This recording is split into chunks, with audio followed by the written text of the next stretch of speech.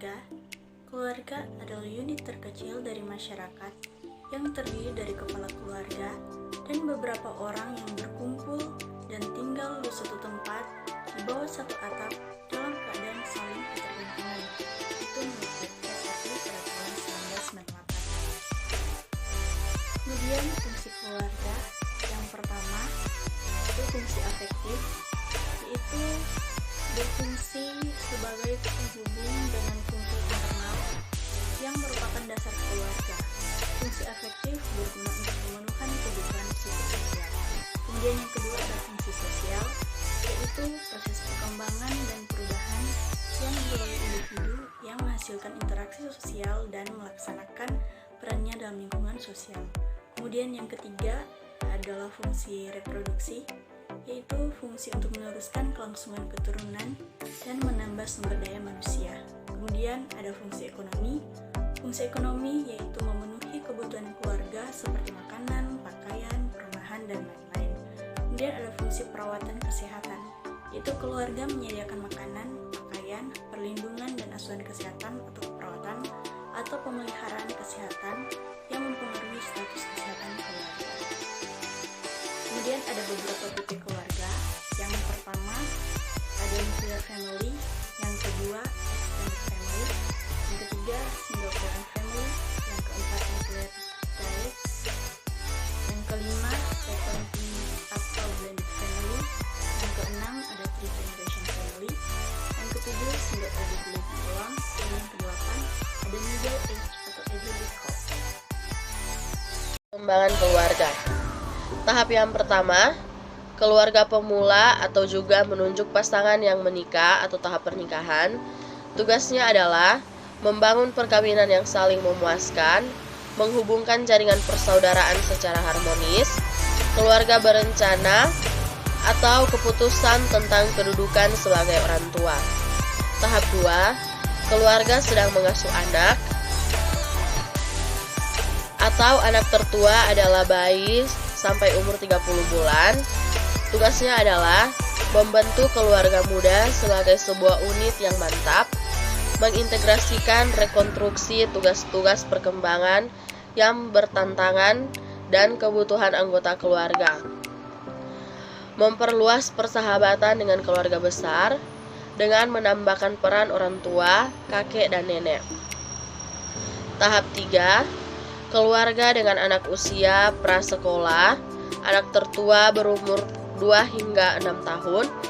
Tugasnya adalah memenuhi kebutuhan anggota keluarga seperti rumah, mensosialisasikan anak, mengintegrasikan anak yang baru sementara tetap memenuhi kebutuhan anak-anak yang lain, mempertahankan hubungan yang sehat dalam keluarga, hubungan perkawinan dan hubungan orang tua dan anak di luar keluarga, keluarga besar dan komunitas. Tahap pertama, keluarga dengan anak usia sekolah, anak tertua berumur 6 hingga 13 tahun. Tugasnya adalah mensosialisasikan anak-anak termasuk meningkatkan prestasi sekolah dan mengembangkan hubungan dengan teman sebaya yang sehat, mempertahankan hubungan perkawinan yang memuaskan, memenuhi kebutuhan kesehatan fisik anggota keluarga. Tahap 5, keluarga dan anak remaja atau anak tertua yang berumur 13 hingga 20 tahun. Tugasnya yaitu menyeimbangkan kebebasan dengan tanggung jawab ketika remaja menjadi dewasa dan semakin mandiri. Kemudian memfokuskan kembali dengan perkawinan serta berkomunikasi secara terbuka antara orang tua dan anak-anak. Kemudian tahap yang keenam yaitu keluarga melepas anak usia dewasa muda, baik mencakup anak pertama sampai anak terakhir yang meninggalkan rumah. Tugasnya adalah memperluas siklus keluarga dengan memasukkan anggota keluarga yang didapatkan melalui perkawinan anak-anak. Kemudian melanjutkan untuk memperbarui dan menyesuaikan kembali dengan perkawinan serta membantu orang tua lanjut usia dan sakit-sakitan dari suami maupun istri.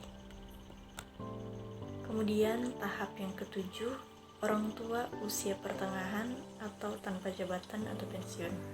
Tugasnya adalah menyediakan lingkungan yang meningkatkan kesehatan, mempertahankan hubungan yang memuaskan dan penuh arti dengan perorangan, baik itu orang tua lansia dan anak-anak. kemudian memperkokoh hubungan perkawinan, menyesuaikan diri terhadap kehilangan pasangan, mempertahankan ikatan keluarga antar generasi, dan meneruskan untuk memahami eksistensi mereka atau penelahan dalam integrasi hidup. Berikut tugas keluarga dalam bidang kesehatannya. 1. Mengenal gangguan perkembangan kesehatan setiap anggotanya. 2. Mengambil keputusan untuk melakukan tindakan yang tepat. 3. Memberikan keperawatan pada anggota keluarga yang sakit dan yang tidak dapat membantu dirinya sendiri karena cacat atau usianya terlalu muda. 4. Mempertahankan suasana di rumah yang menguntungkan kesehatan dan perkembangan kepribadian anggota keluarga. Berikut konsep dasar keluarga dengan tahap perkembangan anak usia sekolah. Tahap ini dimulai ketika anak pertama telah berusia 6 tahun dan mulai masuk sekolah dasar dan berakhir pada usia 13 tahun. Awal dari masa remaja, keluarga biasanya mencapai jumlah anggota maksimum dan hubungan keluarga diakhiri tahap ini. Menurut Erikson, orang tua berjuang dengan tuntutan ganda, yaitu berupaya mencari kepuasan dalam mengasuh generasi berikutnya. Tugas perkembangan generativitas dan mempertahankan perkembangan mereka sendiri. Sementara anak-anak usia sekolah bekerja untuk mengembangkan sensi office industri, kapasitas untuk menikmati pekerjaan dan mencoba menangkis perasaan rendah hati. Pengkajian yang berhubungan dengan keluarga atau sesuai dengan materi aspek keluarga. Pengkajian yang berhubungan dengan anak usia sekolah. Identitas anak, riwayat kehamilan dan persalinan riwayat kesehatan bayi sampai saat ini. Kebiasaan saat ini atau pola perilaku dan kegiatan sehari-hari. Pertumbuhan dan perkembangannya saat ini atau termasuk kemampuan yang telah dicapai. Pemeriksaan fisik dilengkapi dengan pengkajian fokus. Bagaimana karakteristik teman bermain, bagaimana lingkungan bermain, berapa lama anak menghabiskan waktunya di sekolah, bagaimana stimulasi terhadap tumbuh kembang anak dan adakah sarana yang dimilikinya, bagaimana pola anak jika menginginkan suatu barang, bagaimana pola orang tua menghadapi permintaan anak, bagaimana prestasi anak yang dicapai saat ini, kegiatan apa yang diikuti anak selama di sekolah, sudahkah memperoleh imunisasi ulang selama di sekolah? Pernahkah mendapat kecelakaan selama di sekolah atau di rumah selama bermain? Adakah penyakit yang muncul dan dialami anak selama ini? Adakah sumber bacaan lain selain buku sekolah dan apa saja jenisnya? Bagaimana pola anak memanfaatkan waktu luangnya? Bagaimana pelaksanaan tugas dan fungsi keluarga? Diagnosa dan intervensi keperawatan. Bagaimana dengan anak? Dengan tujuan agar anak dapat tumbuh dan berkembang secara optimal sesuai dengan usia anak. Berhubungan dengan keluarga dengan etiologi berpedoman pada 5 tugas keluarga yang bertujuan agar keluarga memahami dan memfasilitasi perkembangan anak. Masalah yang dapat digunakan untuk perumusan diagnosa keperawatan yaitu masalah aktual atau risiko. Yang pertama, gangguan pemenuhan nutrisi lebih atau kurang dari kebutuhan tubuh. Yang kedua, menarik diri dari lingkungan sosial. Yang ketiga, ketidakberdayaan mengerjakan tugas sekolah. Yang keempat, mudah dan sering marah. Yang kelima, menurunnya atau berkurangnya minat terhadap tugas sekolah yang dibebankan. Yang keenam, berontak atau menentang terhadap peraturan keluarga. Yang ketujuh, keengganan melakukan kewajiban agama. Yang kedelapan, ketidakmampuan berkomunikasi secara verbali. Yang kesembilan, gangguan komunikasi verbal. Yang kesepuluh, gangguan pemenuhan kebersihan diri akibat banyak waktu yang digunakan untuk bermain. Potensi atau sejahtera. Yang pertama, meningkatnya kemandirian anak. Yang kedua, peningkatan daya tahan tubuh. Yang ketiga, hubungan dalam keluarga yang harmonis. Yang keempat, terpenuhinya kebutuhan anak sesuai tugas perkembangannya. Yang kelima, pemeliharaan kesehatan yang optimal. Rencana asuhan keperawatan. Diagnosa aktual. Perubahan hubungan keluarga yang berhubungan dengan ketidakmampuan keluarga merawat anak yang sakit.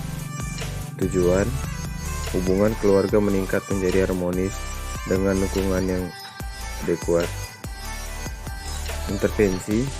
Yang pertama, diskusikan tentang tugas keluarga.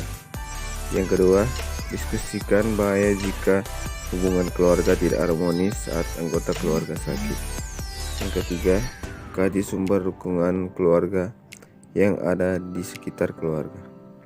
Yang keempat, ajarkan anggota keluarga memberikan dukungan terhadap upaya pertolongan yang telah dilakukan. Yang kelima, ajarkan cara merawat anak di rumah. Yang keenam, rujuk ke fasilitas kesehatan yang sesuai kemampuan keluarga. Rencana asuhan keperawatan. Diagnosa risiko atau risiko tinggi. Risiko tinggi hubungan keluarga tidak harmonis berhubungan dengan ketidakmampuan keluarga mengenal masalah yang terjadi pada anak. Tujuan, ketidakharmonisan keluarga menurun. Intervensi. Yang pertama, diskusikan faktor penyebab ketidakharmonisan keluarga. Yang kedua, diskusikan tentang perkembangan keluarga. Yang ketiga, diskusikan tentang tugas perkembangan anak yang harus dijalani. Yang keempat, diskusikan cara mengatasi masalah yang terjadi pada anak. Yang kelima, diskusikan tentang alternatif mengurangi atau menyelesaikan masalah. Yang keenam, ajarkan cara mengurangi atau penyelesaian masalah. Yang ketujuh, beri pujian bila keluarga dapat mengenali penyebab atau membaut alternatif. Rencana asuhan keperawatan. Diagnosa, potensial atau sejahtera meningkatnya hubungan yang harmonis antar anggota keluarga. Tujuan, dipertahankannya hubungan yang harmonis. Intervensi. Yang pertama, anjurkan untuk mempertahankan pola komunikasi terbuka pada keluarga. Yang kedua, diskusikan cara-cara penyelesaian masalah dan beri pujian atas kemampuannya. Yang ketiga, bantuan keluarga mengenali kebutuhan anggota keluarga dalam tanda kurung anak usia sekolah. Yang keempat, diskusikan cara memenuhi kebutuhan anggota keluarga tanpa menimbulkan masalah. Baik, bagi teman-teman yang mau melanjutkan studi, khususnya keperawatan, ayo berhubung dengan kami di unit